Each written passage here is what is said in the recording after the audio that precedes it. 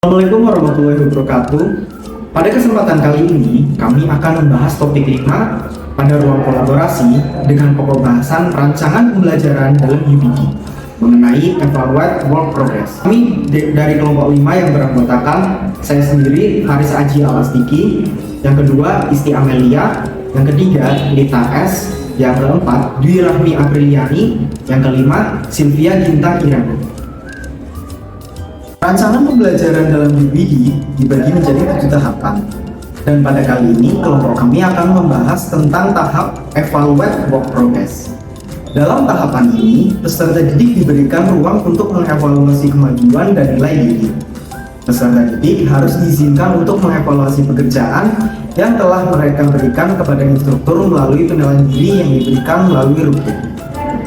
Pertanyaan pertama, bagaimana caranya peserta didik dibimbing dalam penilaian diri, evaluasi diri, dan penyesuaian?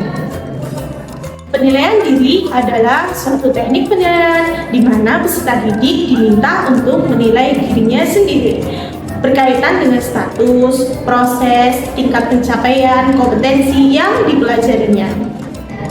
Menjelaskan pada peserta didik bagaimana cara melakukan penilaian diri, yaitu melalui angket penilaian konsep diri, lalu mengevaluasi hasil dari penilaian diri dengan cara melakukan tindak lanjut dengan guru dan peserta didik membahas tentang hasil penilaian diri.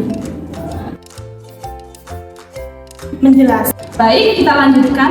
Berikut adalah contoh format penilaian konsep diri peserta didik. Terdiri dari 10 pertanyaan dan ada alternatif jawabannya ya atau tidak. Berikut adalah cara guru untuk menentukan evaluasi konsep diri. Yang pertama, menentukan aspek kemampuan yang akan dinilai. Yang kedua, menentukan kriteria yang akan digunakan. Yang ketiga, merumuskan format penilaian dapat berupa pedoman penskoran, daftar tanda cek, atau skala penilaian. Yang keempat, meminta peserta didik untuk melakukan penilaian diri. Yang kelima, guru mengkaji sampel hasil penilaian secara acak untuk mendorong peserta didik supaya senantiasa melakukan penilaian diri secara cermat dan objektif.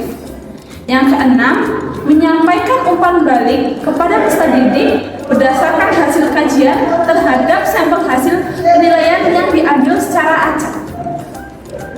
Baik, selanjutnya pertanyaan kedua. Bagaimana peserta didik akan terlibat dalam evaluasi diri akhir untuk mengidentifikasi diri, menetapkan tujuan masa depan, dan memiliki semangat belajar? Peserta didik akan terlibat dalam evaluasi diri untuk mengidentifikasi diri, menetapkan tujuan masa depan, dan memiliki semangat belajar apabila kita memberikan sebuah pengertian tentang tujuan dan manfaat evaluasi diri sehingga mereka menyadari bahwa dengan melakukan evaluasi, mereka akan mengetahui kemampuan perkembangan grafik belajarnya. Apakah ada kemajuan atau tidak, ataukah semakin menurun? Apakah ia naik kelas atau tidak, atau lulus dalam ujian sekolah atau tidak. Dengan mengetahui tujuannya, mereka akan merasa perlu untuk melakukan evaluasi diri karena hal itu menguntungkan untuk diri mereka sendiri.